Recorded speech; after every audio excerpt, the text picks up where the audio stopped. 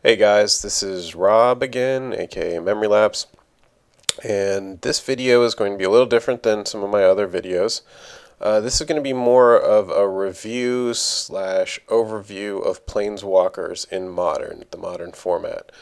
And we've got a new, I feel significant Planeswalker being released in M14, Chandra Pyromaster. And I think there's a little bit of a misconception going on how she's been created and what she's positioned to do in modern or in pretty much any format, I suppose. Uh, in any case, so I want to discuss that, and then I want to talk more about the planeswalkers that already exist in modern, and really which ones are best suited for which strategies. So let's just go ahead and dive right in, and we'll just first start by talking about Chandra Pyromaster and sort of give her a review.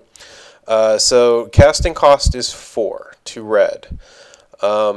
This is important, okay? It all starts with the casting cost. So with a casting cost of 4, Chandra Pyromaster is essentially out of fast decks. You can't expect a deck that's supposed to be dealing lethal damage by turn 4 to run, multiple copies of a card like this because it's a dead card. I see a lot on the forum people saying, oh, it'll be like a good 3 of in red deck wins, or it will be used in Gruul maybe. Some people are trying to find these fast aggro or maybe even a mid-range strat that would be good for Chandra Pyromaster.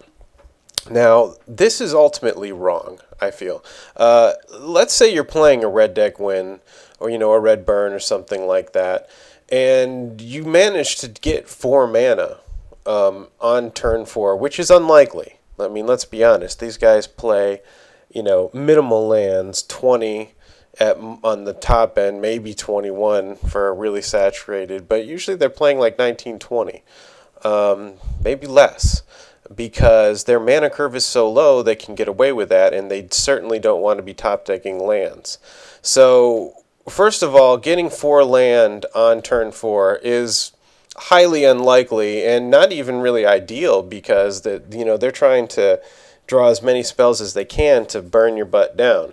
So even if they do, they could be behind the curve already just by having drawn so many lands and so few spells, by comparison. So, 4 turns, that's, you figure on the play that's 10 cards.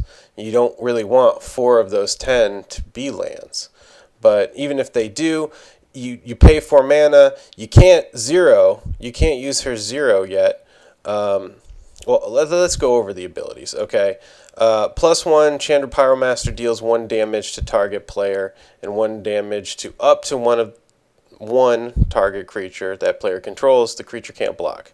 +0, 0, exile top card from your library. You may play that card this turn. -7, exile top 10 cards of your library, choose an instant or sorcery card, and you copy it 3 times, and you can play it without spending their casting cost, the 3 copies. So, you -7, you look at 10 cards, you see a lightning bolt, you bolt them 3 times for no mana. Okay, so that's the card. So if you're playing a red deck wins and you pay 4 mana on turn 4, you can't 0 because you've already played a land that turn, hopefully, and you don't want to 0 it and then look at the card and it's just exiled and you can't do anything with it. So you have to +1, so that's 4 mana you're paying for 1 damage. At that point on turn 4, you should be pretty close to lethal. They've got like 5 or something hit points after they've taken their fetch and shock land damage, and you've burned them down. They should be like 5 or less by turn 4, and you're looking for that last spell to finish them off. This is not that spell. So these people saying that Chandra Pyromaster should go in a deck like that, I'm sorry, but you're wrong, and I think maybe those types of folks, they're just not good deck builders, and they're not good theorizers. So I mean, you have to stop and don't just, oh, it's red, it goes in a red deck, burn deck. No, it doesn't. This is not an aggro card. This is not a burn card. Far from it. Now, let's talk about let's talk about what this is. This is a control card, guys. Okay, this card is meant to win a grindy game. It gives inevitability to a deck that has managed to stabilize a board state. Okay, well, what's stabilizing a board state? Well, you've either nullified or removed all of the threats against you, and you've created a situation where you are prepared to deal with any future threats as well. So let's say blue can do this pretty well in Modern. They've got a pretty solid tempo package. The only thing that blue runs out of is that they run out of cards after a while. Like, they can do it for a while, but then they start running out of cards, and they're into a top deck scenario. If it's black by itself, if blue is by itself. Blue and Modern cannot maintain a steady stream of counterspells for a Drago strategy. It doesn't not work so far. What blue has in spades, however, is a great tempo package. They have a great buy yourself some positional advantage tempo package, and that's what people are using it for. You look at American tempo and American control and U-White Restoration Angel. All of these decks with blue in them are essentially doing the same thing, which is, they're using Remand, they're using Snapcaster Mage, they're using, maybe Spell Pierce or Spell Snare. There's a few options there and there. Of course, Mana Leak's in the mix in there. There's a bunch of different spells in there, but they're all around the same, 4 or 5 spells. And they're creating a nice tempo where it's like they get their game rolling while preventing your game from, preventing you from executing. But they cannot keep that up forever. They don't have the Preordains and Ponders. They don't have the Ancestral Visions. They don't have Jace the Mind Sculptor. These are all cards that if we had them, blue could be its own standalone, hard control, you cannot deal with me color. But it doesn't have that in Modern. It has it in Legacy, but it's not in Modern. In Modern, blue has to have another color supporting it for a finisher if you want to go in a blue-based control strategy. So that is what Chandra Pyromaster provides blue, because its 0 gives it blue an unlimited amount of card advantage if needed. Its +1 gives it a clock, it gives it an inevitability, and its ult, which can happen 4 turns after you play it, very well could finish the game for you. And it's really what I think. I think this, more than any Planeswalker, including Ral Zarek, that that is available in Modern, this could be blue's finisher right here. This could be the choice finisher for blue, even though it's red. And it's 2 red, and that's important because, even more than Ral Zarek, which is red and blue, the 2 red really encourages a 2-color at most control shell. So we can do it with blue. I think we can absolutely do that with blue, but I think we can also do it with white. Now it's been said that, why would we use Chandra Pyromaster over some other Planeswalkers? So let's take a look at these other Planeswalkers in Modern. I think for a control finisher, you're fighting, the new Chandra is fighting against a Johnny Vengeant, and it's also fighting against Jace, Architect of Thought. But notice that neither of those cards, maybe Gideon Jura, maybe, but not really. I don't really see him in a too many blue-based tempo control shells. These two, yeah, you're going to see them. Especially Johnny Vengeance. He's the most powerful, or most popular one, I should say, right now. But notice neither of these cards, none of them, provides blue with what it really needs, which is card advantage, and that is what Chandra is bringing to the table. It's a 0 ability, so you don't charge up your ult, but you do get a one-sided Howling Mind out of the equation if you need it. Now, if you don't need it, you can start pinging him with his or with Chandra's +1 abilities. And the other thing to notice is that the +0 ability on Chandra is excellent if you're running an ensnaring bridge. Because you have ensnaring bridge, you want card advantage, but you don't want cards in your hand. So it's perfect for a scenario like that. So you might see, not so much in blue, but if you went with a red-white based control shell, you could definitely see a good place for Chandra in that. You know, you've got your ghostly prisons to slow down their aggro game and stop a bunch of annoying decks like Twin. You've got your Wrath of Gods to sweep the board. You've got some acceleration in things like Mind Stone and Boros Signets.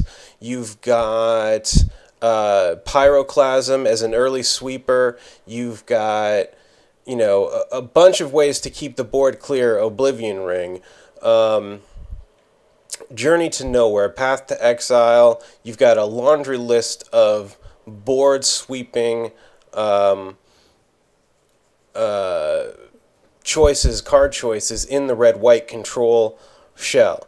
And you put Chandra Pyromaster in there as your finisher, well, yeah, you're sitting behind your bridge or you're sitting behind your ghostly prisons. You know, you're just waiting, and meanwhile Chandra's pinging along, and, you know, you're running red, so you've got your lightning helixes and your fireball, or your lightning bolts in there, and she gets to her ult, you ping, it's over, good game. So, yeah, that works. Johnny Vengeance also works in the red-white shell. Surprising. He's a control card. You know, they said the exact same things about a Johnny when he was first coming out, that he would be great in a red-white burn deck, or he would be great in a mid-range Naya deck. He's not. He's a control card, guys. You know, you never see, and you know, that was said. Now it's accepted that he's a control card, but for a long while he wasn't played at all because people couldn't figure out that he was a control card. You know, they put him in these burn decks like, oh, he sucks. You know, he's no good. We have no place. He was like $5. I picked up you know, my AVs at like for like $4 or $5. Now he's way more expensive because people realize what he's actually supposed to do. He's a control card. So you've got, you know, you've got Chandra coming in to the control shells and giving blue and white, both, which both need it, card advantage by splashing red. So red becomes the, you know, the common link in control, true hard control shells in Modern. Now you need red. And you can go blue, and you can go white, and you can probably go all three if you want to. But what you can't do is go blue by itself, and you can't go white by itself, because white by itself gets crushed by blue. And blue by itself runs out of gas and has not been proven in anywhere to be able to consistently beat the current meta. So solo blue or mono blue doesn't work. You know, okay, you've got your Jace here for your mono blue. Okay, it gives you card advantage and it's blue. But that's all it does. It doesn't have an ult that's relevant unless you're playing a mill deck. So it's useful and it's underrated probably. That said, it's not really it's not a finisher. Jace, you know, blue wants a finisher. Jace, Architect of Thought, is a finisher, but again, no card advantage. So it's like, it's not that one is, you know, Chandra is better than Johnny or better than Jace for. She's just bringing new stuff to the table here, guys, and giving you more options and more ways to end the game. And she's bringing some card advantage, which is not found in any of these Planeswalkers that we've been talking about so far. Now, for your aggro decks, let's talk about Domri Raid. He is your aggro Planeswalker, okay? This guy is what aggro decks are looking for their, top end finisher. He costs 3, which is way more significant for the aggro decks. 3 is not out of their range. It's the top of their curve, but it's playable. And when he hits the table, he can immediately +1 and put a card into your hand. So you get an immediate card. He replaces himself right away, and you get to choose, so you've got some, advantage there. He has removal. If you're playing aggro, you have fatties. You should have bigger fatties than your opponent, hopefully. So he's got removal with his -2, and his ult is like, okay, you win the game. With your fatty, whatever creatures you have, you attack with them, and then you win. So that's your aggro captain right there. Domri Raid, in relevant colors too, notice that, okay? So there's your aggro captain. Now, let's talk about this little honey right here, Liliana the Veil. This is the second most powerful Planeswalker ever printed. The only one better than her, more powerful than her, is, of course, Jace the Mind Sculptor. But since Jace is not in the modern format, this card is hands down the most powerful Planeswalker in the modern format, and the second most powerful ever printed ever. So you've got, and what is she? She's pretty versatile too. You can use her. She is ultimately a control-based Planeswalker. There's no question really about that. But she's versatile for black, but she is limited a bit in the types of decks she can go in.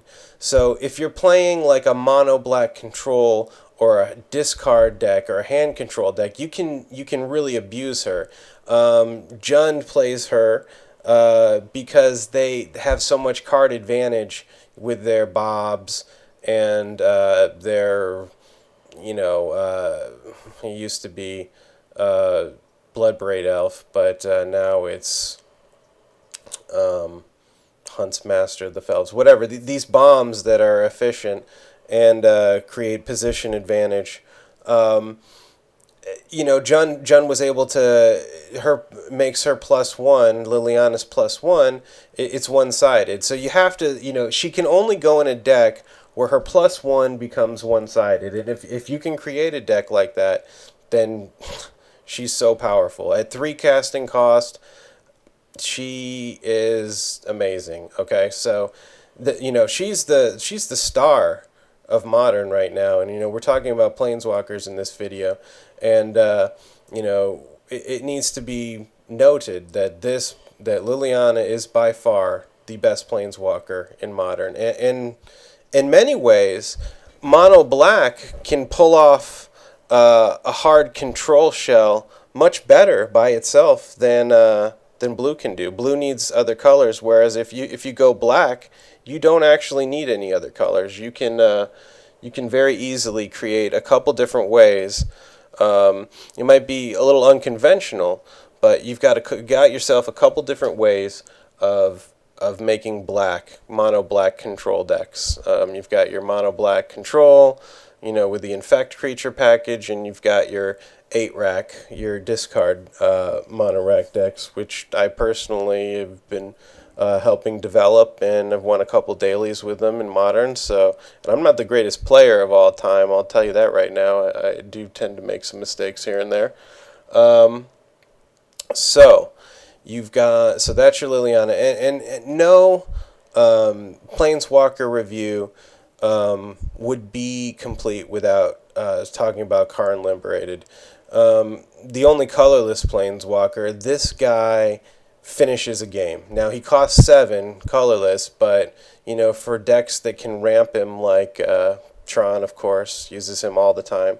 And I've seen some mono green decks with, running full ramp use him, as well as some of the Eldrazi's as finishers. And that's because he is probably the best finishing Planeswalker. In fact, no probably about it. He finishes the game. He finishes the game 3 turns after he hits the deck. or if you need to -3 a couple times in between here and there, that I mean you're exiling any permanents, lands included. You can create the board that you want and then restart the game. So if he stays around for any period of time, you've won the game. And that's it. That's as simple as that. So that's pretty much all the relevant Planeswalkers. We've Elsbeth's kind of fallen out of favor. Sadly, I love Elsbeth 1.0. She's not really she doesn't really have any room in here anymore. The types of decks that want her aren't running white anymore. It's really Gruul. She can be a finisher in a control shell too, like that red-white control shell I was talking about before. But we've got more options now. You've got your Ajani Vengeant and you've got your Chandra. And I don't know if we need too many more than that. You've also got Gideon here too, that can provide you a 1-card lock with his +2. So you've got yourself a lot of options, and I hope you guys liked this video. Put any comments that things that you disagree with. Put them in the video comments, and emails me your comments anytime somebody puts a comment in one of my videos. So yeah, you go ahead and do that. I'm sorry for the epic length of these videos. Nothing I do on YouTube is short. I do like to talk, so sorry about that. But that's pretty much it. So I hope you guys like my review of Chandra Pyromaster. I think she's a great card. She's a great addition to Modern. She's really the best Chandra they've made yet. I mean, I think they can do better. I think a lot of people were hoping for a 3 casting cost Chandra that could be like the champion of a red deck win, but that's not her. That's not what she's bringing to the table here. She's bringing to the table card advantage to a control shell, and card advantage and inevitability to a control shell. So that's what we have in Chandra. And I hope you guys like this, and go ahead, leave your comments, leave your flames too, and your trolls. I won't even delete those. Go ahead and flame and troll me, because people do all the time. So I might respond to it and make you look dumb, but if you do, then at least give it a chance. Alright, thanks for watching, guys. Go ahead, thumbs up the video, subscribe if you like my stuff, check out my other videos. I got a lot of Magic the Gathering videos, some other games on there too you might check out. Thanks for watching, and see you later.